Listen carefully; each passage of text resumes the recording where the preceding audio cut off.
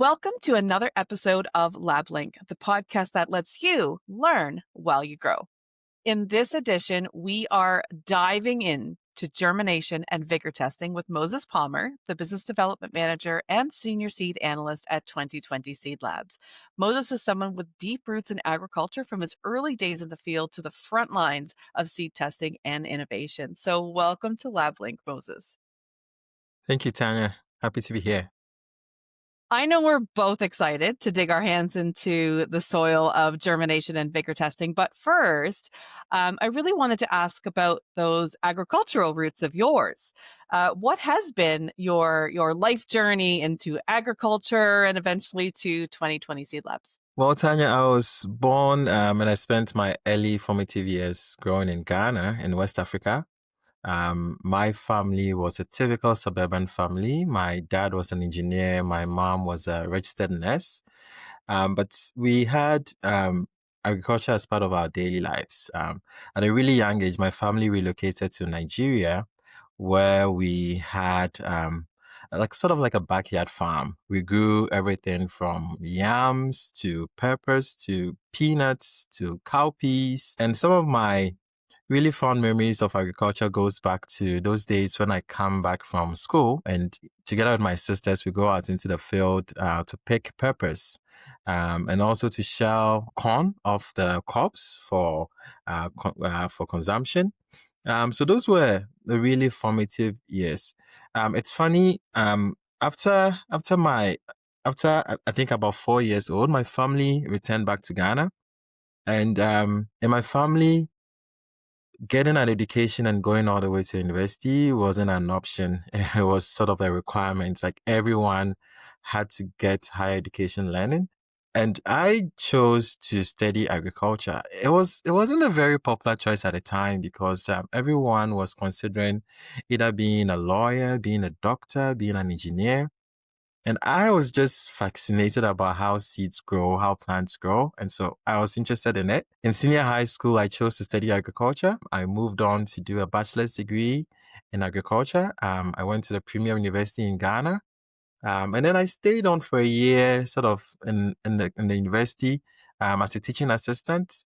And then I stayed on 2 more years and did a master's degree in agriculture. So essentially, I've been in ag all my life. I love that you said you're from Ghana because, it's one of my top 5 favorite countries, especially in the agricultural sector, because it, along with the Ivory Coast, produces 58% of global production of cacao crops, which at the end of the line transforms into chocolate. So, from that, we get the cocoa bean and it goes to chocolate, which is my favorite snack. So I loved learning that about Ghana because it wasn't an expected country. I knew about the yams. That is a huge sector for agriculture in Ghana, but I had no idea that it produced so much cocoa. I Yeah. was really surprised. Like Ghana and Ivory Coast share that top position, and they keep switching back and forth. But yeah, cocoa is one of the main crops in Ghana for exports. The whole country revolves around it.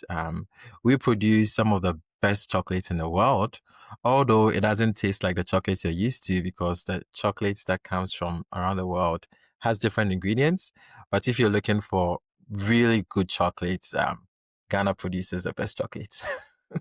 Again, one of my top 5 favorite countries. Now, with that experience coming from what seems like a very different approach to agriculture in terms of access to funding and the structure differences, can you talk about the differences between what you experienced in agriculture, whether it was in Ghana or Nigeria, and then in Canada now? And how are they similar? How are they different? So it's interesting to look at those two perspectives. What I find is that farmers all over the world have similar issues. The only difference is sometimes the scale of the issues. So in Ghana and West Africa, what I realized is that, and I spent about 4 or 5 years just working with farmers at different levels. And so farmers in Ghana and Nigeria have challenges with accessing good seed. That's one big issue. The certified seed system is not as strong as it is here in Canada. And so getting seed that provides you with that assurance that at least you have some level of yields that you can count on is very hard to get. Cost of inputs changes quite a bit. And so farmers struggle to get quality inputs. And then at the end of production, markets, gaining access to markets. So most of the markets are seasonal. And so in years where you produce too much of a product that's already in season for everyone else, then you have so much on your hands and you can't move the product as quickly as you can. So those are the big challenges with farming in Ghana. I would say in Canada, similar issues. Markets are a big deal. We've seen what China is doing with canola and peas, with the blockade and how farmers are struggling to get their products into some markets. So those are all things those are the similarities I find and the differences as well. And it sounds like based on your own journey with agriculture that the sense of community is probably very similar.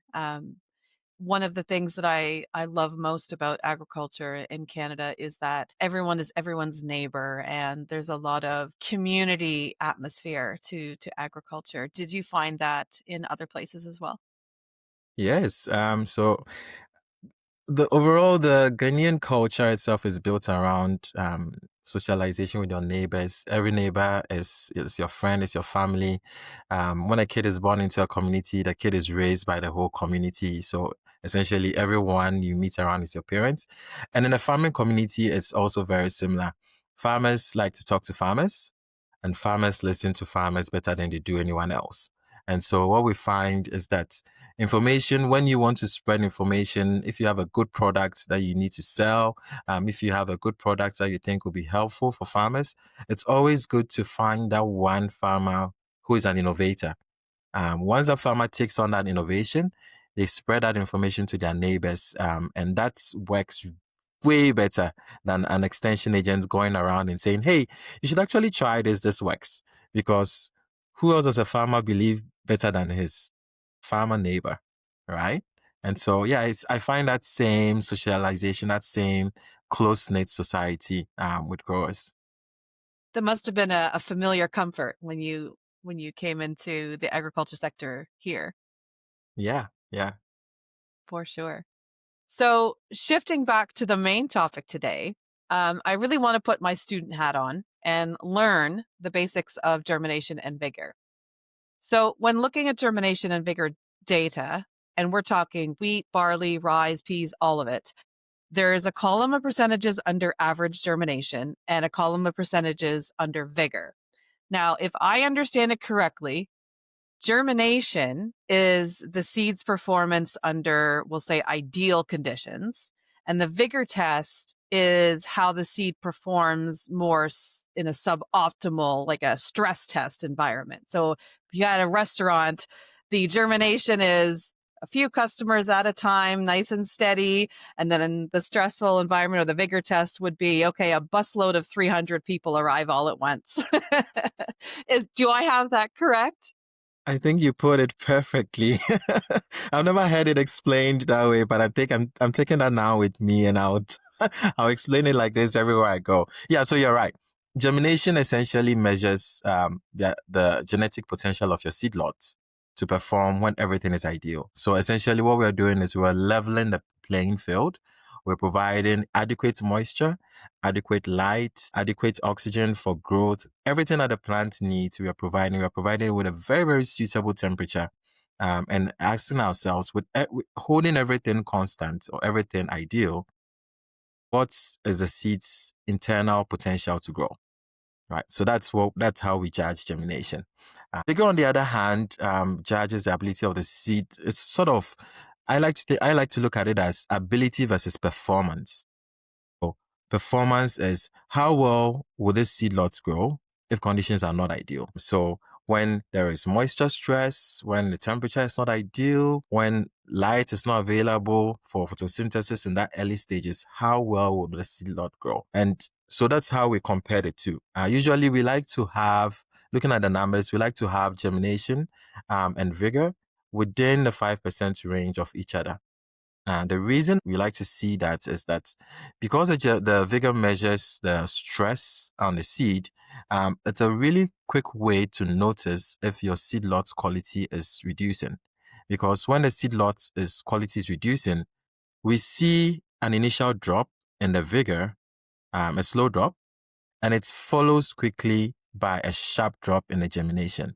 So your vigor sort of gives you like an early warning system to notice if there is some quality issues happening with your seed lot. So when we're looking at those numbers, and you mentioned the 5% gap between the two, Yes. but if we look at, for example, the average results for various seed lots in a given area, and we'll see these percentages next to each type of seed, what is a bad percentage versus an ideal percentage? Like, we're looking at numbers anywhere between the high 70s to the high 90s. That's a big range. So what is a plus of a report card? What's a cause for concern? So an A plus is to have 100% germination and 100% vigor. That is like your very, very ideal. However, most seed lots won't reach that. And of course, it's understandable because a seed is a living organism and there's variability within the seed. So we usually like to aim for that 85% number. So having a germination of 85% and having the vigor within 5% of that is quite ideal.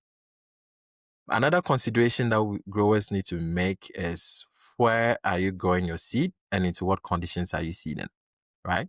So we know global warming is increasing. Some of us like to deny it, but we know it's happening. We're getting warmer days. Sometimes our winters are getting so cold. And so growers are trying to seed into moisture, and it means that they are going in earlier than they usually would. So previously, someone would say, "Oh, I'll go in after the last maybe 2 or 3 weeks after the last snow," right? And that's the time they've always gone in, and it's been warm enough for everyone. But now, growers are finding that when they wait till conditions are ideal to seed, they usually encounter a really dry and warm period right around grain filling towards the other end of production, and that has a significant effect on yield. And so growers are constantly trying to seed early into moisture, which means that they are not necessarily seeding into soils that are 20 degrees Celsius. They're probably seeding into soils around the 8 degree temperature.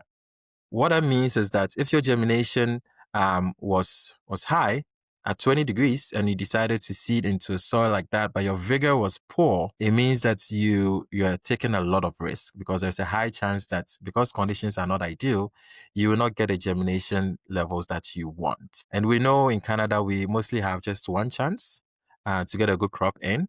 And once we miss that window, it's impossible to go back in and seed. And so where are you growing your crop? What are the conditions? Another thing that I like to advise when we consider vigor is for people to ask the labs that are doing the testing, what is the vigor test benchmarked against, right? Because in Canada, there are only 3 tests that are strictly regulated by the Canadian Food Inspection Agency, and that is your germination, your purity, and your true loose smart in barley. Aside that, a typical test like a vigor test, every lab is allowed to essentially pick their own test and provide that service to customers. And so it could mean that a lab could be using a method that doesn't necessarily replicate your conditions at seeding.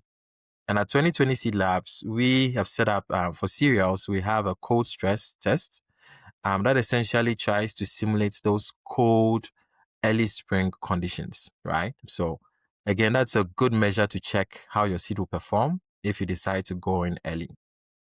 So if I'm understanding correctly, so you and your team will take a look at climate trends, planting trends, especially for timing wise, and you adjust your vigor test according to those types of changes and conditions, and Yes. and what when people are starting to plant, when different areas are starting to encounter, say, a early spring or a late spring. So you adjust your vigor testing accordingly to ensure that it's a true stress test for that area. Yes. So we have a few options of vigor tests in our toolkit that we can pick from. But overall, we are also constantly monitoring the trends. And we are seeing, like I said, we are seeing that a lot of growers are trying to go in early. And then so then we pick the best vigor tests that would fit the needs or will give the growers the best information they need to make decisions around what seed lot is suitable to go under these conditions. What I find remarkable, given the first two episodes, we had Sarah Foster, we had Trevor Blah, and both of them talked about how responsive the company is and how much time and resources are invested in staff going to the absolute limits of trying to stay on top of trends.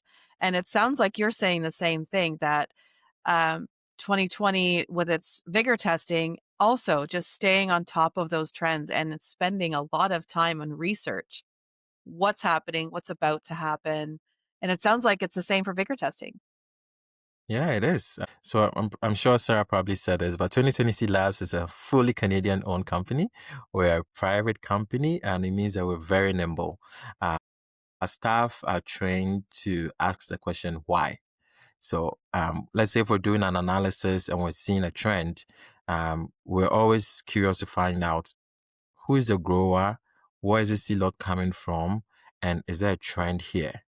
And based on that information, we have a research department in the lab where we take some of those questions too, and then we set up trials within the lab. We're always testing, trying to figure out what's going on, so that we can provide that information to growers when they need it. Now, Trevor had mentioned when talking about the diseases and the testing associated with that, that there's usually sort of a basic test and then a more advanced test. Is there something like that in your area of expertise in the germination and vigor testing? Are there basic tests and advanced tests? And what's the difference, if there is? So we can do a typical germination test, which I said everything under ideal conditions. But in the lab, we have the capacity to do various things. So we can do a roots analysis where we grow plants and we just examine how much roots it's producing. Because remember that the ability of the plant to produce good roots is tied to its ability to take up water and nutrients in the soil. So we could give you a direct measure of how well your seed lot will perform, looking at how quickly it's growing roots and the quality of the roots it's growing, for example. We also have a greenhouse on site, which means that we could take plants further than the typical 7 days that we have for a germination test. And so we can take plants into the greenhouse, extend our growth period, and essentially provide more information around what the plant is looking like, how yield and yield components are advancing, and how that could tie directly into what you can expect out in the field. What are the benefits to the grower of doing all of these tests? I mean, it seems obvious to me from a logical standpoint, but I'm a data-driven person. I always want to know I always want to make informed decisions. It sounds to me like knowing how your seed performs in, we'll say, the stress test would be really important in Yes. my decision making. Can you talk a bit about, how these tests benefit growers? So the grower today is very sophisticated. Um, the grower is looking for information. They are engaged in the scientific community. The grower is looking for information on what to do, what to use, what is the best product out there, what is the best technology out there. And so the grower is constantly looking for information. Again, if you think about it in a big way, a grower has so much invested in their production. They have their livelihoods in there. Some have double mortgages on their homes, all tied to that one crop that is growing out in the field. And so for them, they need to know, as they need as much information to make some of those risk-based decisions, right? Um, what seed should they use? How much fertilizer should go into the ground? What is the appropriate timing to spray? What chemical will control this weed? And essentially, we at 2020 Labs work constantly to generate some of that data that the growers can use. And again, it gives them that peace of mind because when they know, they can decide. I think we'll definitely save that peace of mind for later, because I really want to come back to that for sure. Okay. It's so important. But getting back to the germination and vigor data, so it's October 2025 now. If we look at the data from September through November of last year, and compare it to the data that's starting to come in through, say, September of this year, are you and your team able to predict what October, November might have in store for growers this year? If looking at the numbers in September and the data starting to come in October, are you able to predict, and what, if so, what might that look like? Yeah, we're actually able to predict. The good thing is that we can, aside just the numbers coming in, we could also tie it to what field conditions were like during the production season, what growers experienced, how much moisture we had, and essentially tie all that and create a picture. So far, for the germinations that we see coming into the lab, the germinations have been really good. We expect that that trend will continue into October, November. So far, germinations coming into the lab, over 95% of the germinations have been above that 85% mark that we spoke about. So really, really high quality. We're seeing some levels of disease in the lab, which is expected because we had quite a bit of a wet summer. And so we expect to see some disease in the lab. So far, but disease levels have been really good. They've been averaged around that 0.5%, especially for Fusarium graminearum. So there were just a few outliers. There was one field that came out of Manitoba that had about 56% Fusarium infection, Oh, that's a which lot. is really, really big. But again, that's one big outlier. And so, like I said, quality has been good so far. We're seeing that trend continue into samples that are coming into the lab.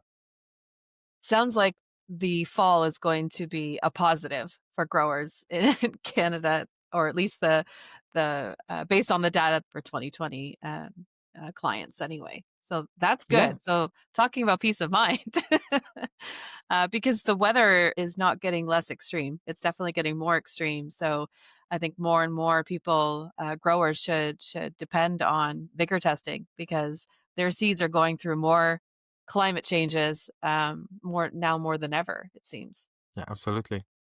So there was another hot topic for growers this past year, and that's mechanical damage, especially in the pulse sector.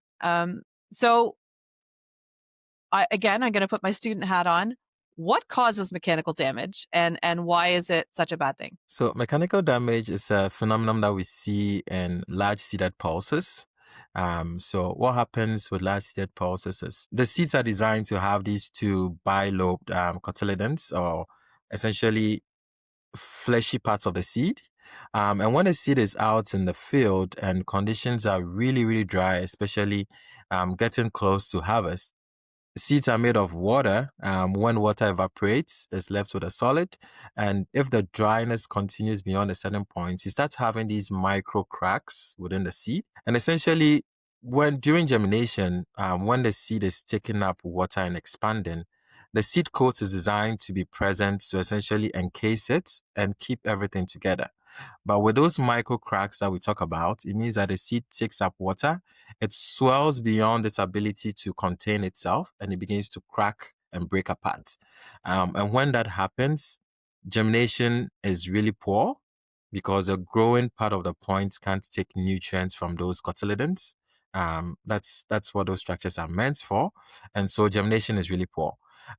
We saw it a lot last year because again we had those really dry and warm periods just after grain filling all the way to harvest. We call that a heat blast in the lab. We say it was a big heat blast during that time. And so a lot of samples that came into the lab, I'd say over 50% of the pulses that we tested last year for germination had some levels of mechanical damage. So it was quite significant. Typically for farmers, they need to know if there is mechanical damage because that directly affects how they handle the seed. And so in a typical germination test, we can spot signs of mechanical damage and we can tell farmers so that they have that information when they're making decisions around moving the seed and how to handle it. Can you expand on that last part? So if I'm a grower and the results are that I do have mechanical damage, what steps do I need to take, or what considerations do I need to make from that point forward? So there are a few points that I like to give growers when it comes to mechanical damage. And the first one is always to plan ahead. So in years where we know it's dry, or even for a typical harvest, I'd say plan ahead, know exactly where you're moving the seed to. Um, that's essentially with mechanical damage. If you have it, the more every opportunity you handle the seed, is a chance for that mechanical damage to exacerbate, to become worse than it was, because every time the seed drops, every time the seed moves and bounces against each other, those micro cracks begin to widen, right? They begin to become bigger cracks. And so plan ahead so that you know that I'm moving my seed from harvest. It's going to a seed cleaning plant to be cleaned, and it's going into a bin directly, because the augers that we use to move the seed all have pinch points. Especially if we're using um, a tensile auger instead of a belt, seed gets pinched into different places and the cracks continue. So plan ahead. The second one is to train your team so that they know what to expect. If a result comes back from the lab and you have a result saying you have mechanical damage, then your team as a whole should know exactly how to handle the seed. So again, make sure everyone is on the same page. And when you take your seed into the seed cleaning plants to clean, um, right now we have a lot of information out there. So most of the seed cleaning plants know exactly how to handle the peas and soybeans and fava beans coming in. But if they are not, if you're in an area where people are not really educated about this, ask for a lateral cleaning process instead of a vertical one, because the seed moves up in a vertical system and drops down. And again, that is a way for mechanical damage to continue and become worse. So if I was to look at a seed like an Amazon package and it's been marked fragile, right? There's mechanical damage. It is now fragile. Then we really need to think about how we handle this. How far does it go? How many, delivery points will hands touch this, and will it get moved and cause any further damage to it?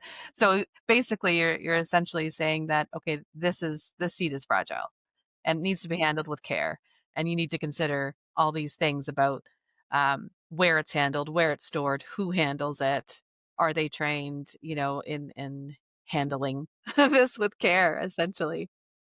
Yeah, yeah, that's a good analogy.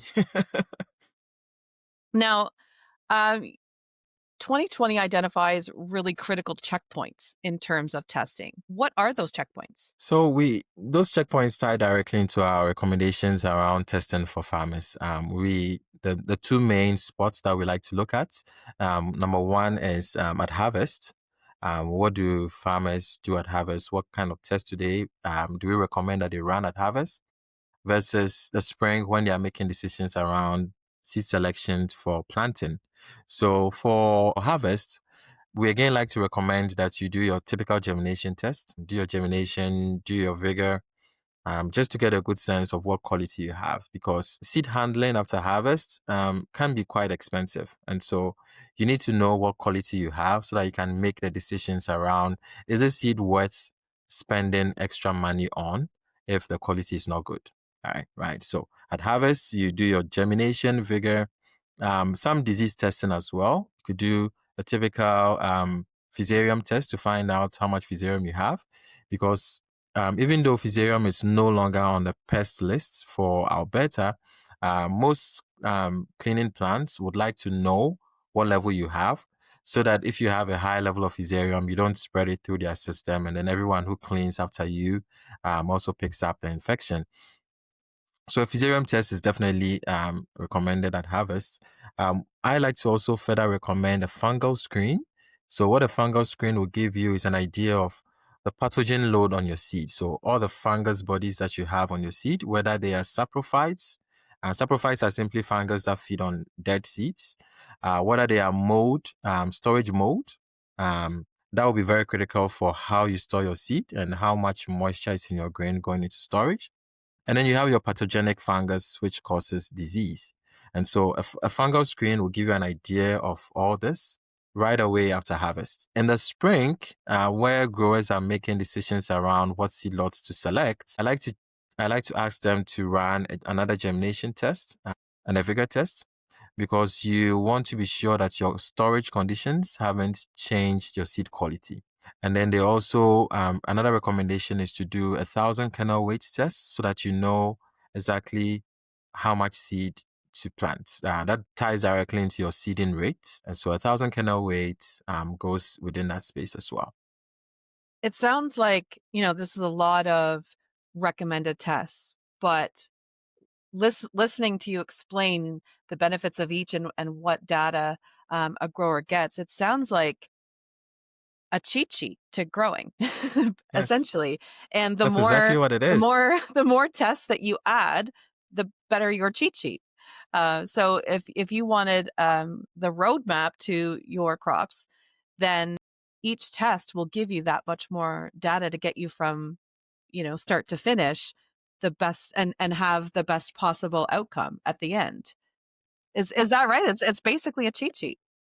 That is what it is. I'll give you another good example. So in the lab, we have herbicide resistant testing. And what that test does is um, weeds are becoming a problem now in our fields. Most weeds are developing some level of resistance to some herbicides. And the challenge is that the herbicide groups that farmers have are very limited. We're not bringing on board new herbicides every year, but weeds are developing resistance to our current herbicides groups at a really fast pace. And so, for a farmer who is making a decision on what herbicide to use to control the weeds in their field, the testing we provide, the herbicide resistant testing, gives them really, really good information.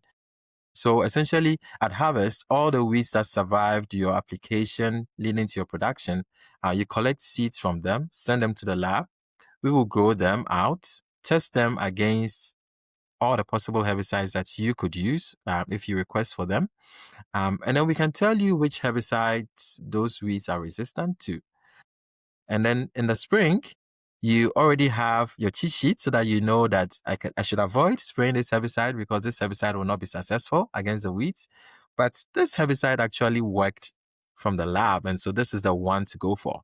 So that is a good way of showing how the testing can provide very, very useful information for growers to make those really, really risk-based decisions. Love what you just explained about choosing which herbicides to use, because it sounds like the cheat sheet is not only the roadmap to success, but it also saves you money or avoids Absolutely. wasting money by, because herbicides they're not cheap. They You're they can not, be quite expensive. yeah. And if you've chosen the wrong one, you just wasted a lot of money instead of just doing the test and using all the services that 2020 provides in recommending, which herbicides to use or not use to be effective. So it's a cheat sheet that avoids wasting money as well, which Yes, I'm sure yes, growers will appreciate. yes. Because it's not just the cost of the herbicide, it's also the cost of labor and the cost of equipment in applying those herbicides. And so And a small valuable test. valuable Yeah, growing season time, right? yes, yes, Yes. absolutely. Now, obviously, there is a cost involved in using any kind of testing service, and I know for many that expense is a major focus. But there are a lot of growers that judge each cost or each price tag for growing in terms of its value and return on investment. So, they see this as an investment as opposed to just an expense. What, in your opinion, what value or return on investment does seed testing provide? So we're in a time where there's a pinch. Everyone is feeling a bit of a pinch. And so just like everyday consumers, farmers are also making a decision.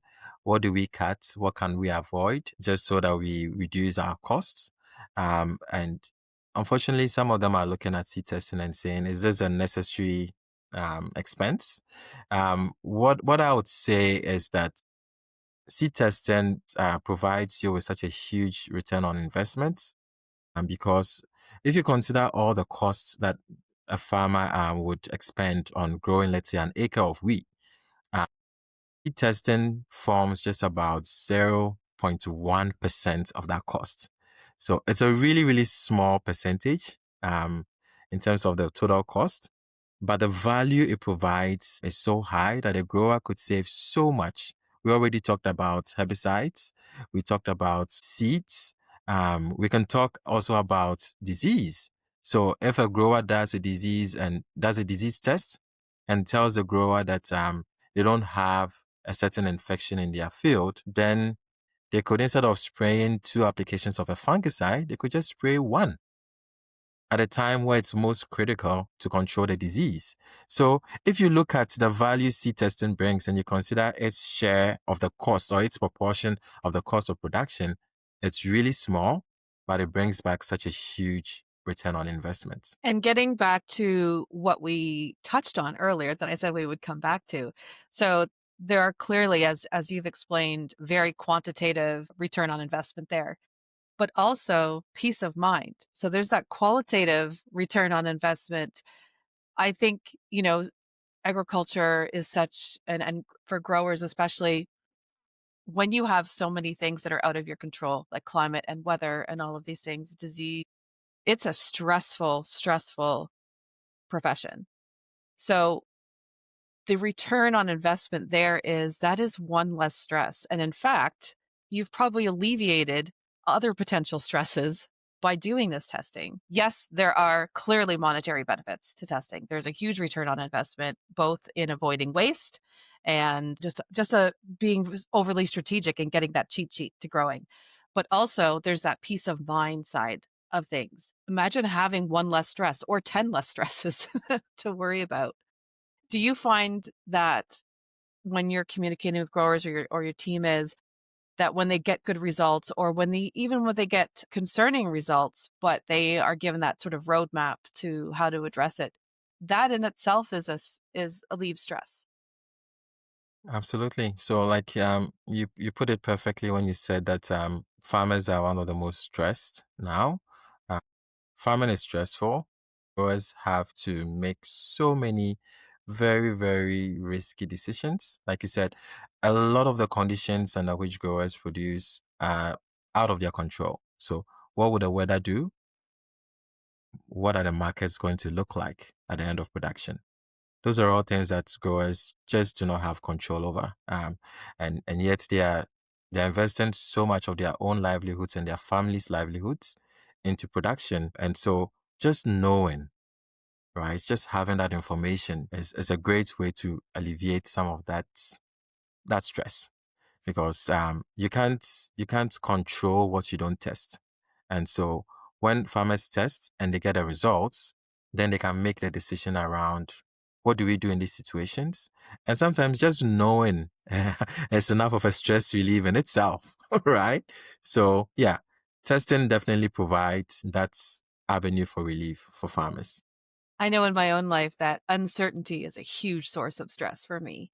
I need to know what's coming at me, and the unknown is probably one of the biggest sources of my own stress. And I imagine for many growers, especially when it comes to their livelihoods, that is their biggest stress is uncertainty.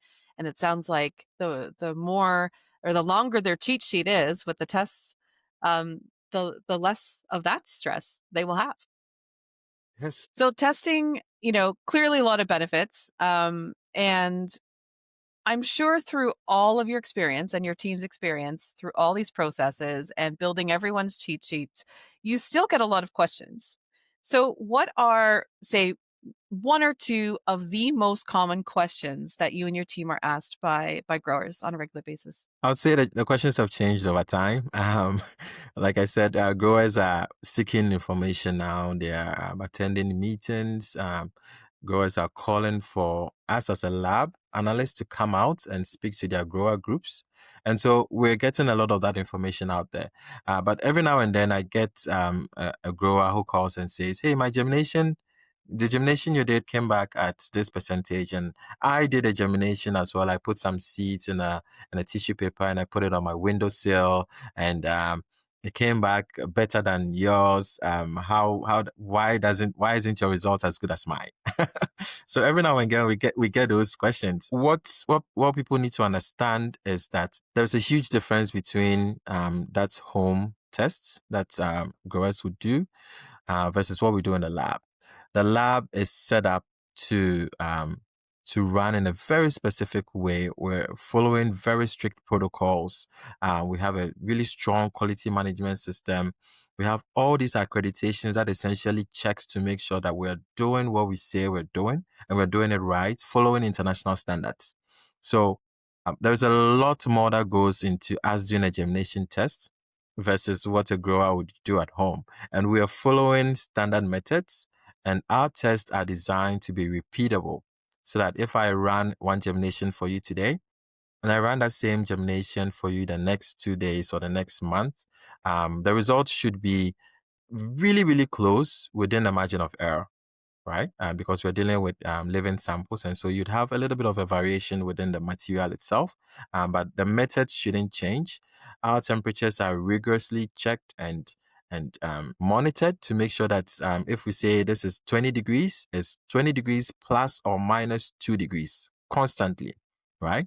So that's where the difference is. A home germination test is not necessarily the same as a lab test. So that's one question that we get every now and then. I like to spend time every time I get that and just talk to a grower and get them to understand the difference. I guess it's like, would you want to fly on a plane that has had a DIY test or that has had various testing by actual accredited companies? I know which one I would prefer. Exactly. You're gonna put so much into that production. Just get a test from an accredited laboratory. And again, it's all about that return on investment. And the DIY test will not come back with nearly the information and the data that a company like 2020 Seed Labs would give them. Absolutely. In a typical year where we have really wet conditions, especially going into harvest, we in the germination test, even doing the germination test itself, we may see signs of, say, chemical damage from farmers who applied a herbicide towards the end of the season, like a desiccant, to speed up the drying process. We may see signs of that in the seed, and we could point it out to a grower and say, "Hey, here it looks like you applied herbicide, either the timing wasn't right, but your seed has some chemical damage. We can see it in a test." There are situations where seed stays out in the field and maybe we have a frost event, right? And we can see signs of the frost event in the seed during the germination. Another good example is when seeds are harvested and the moisture content are high, some growers are forced to dry the seeds using artificial methods, and depending on how the seed is heated, you could have some heating damage. And in a germination test, we can spot that. And so we can provide that information to your grower saying, "Hey, we're looking at your seed lot. It looks like you have some damage from heating, or it looks like there's some frost damage here. This is the extent of it. We're seeing that about 2% of your seeds have this damage. And so therefore, more information for you then to decide, is this a seed lot I want to use or not?" And having only, I think it's just like anything in life. If you only have a little bit of the information, you could easily make a wrong decision based on that instead of having all of the information and making a well informed decision. Yeah, yeah, yeah. So it's just dangerous to do the DIY test. If my livelihoods are, relying on it, I'm going to go to the experts for sure. Um, so that was the one common question that you had. What was the second one? Last year, we like you mentioned, there was quite a bit of mechanical damage going around. And so girls will call into the lab and they'll ask the question, why is my germ this low? Because last year mechanical damage was quite severe. And so for some seed lots, you had germinations around 70%, 50%, with a high percentage of abnormal seedlings in the test. And so grower will call and ask, what is this abnormal percent? What does it mean? What does it mean if I have mechanical damage? And so in those situations, our advice to growers is again to tell them that they have mechanical damage, to explain to them what causes mechanical damage, and to tell them what the risks are involved in using seed lots with this mechanical damage. The challenge with using seed that has mechanical damage as well is that even during storage, it could change, right? Because during storage, your seed is out there. If you store it out in a bin is quite cold, those cracks could get worse, right? So then the situation is, how do a grower might ask a question, is my germination at 50, 60% still good to use?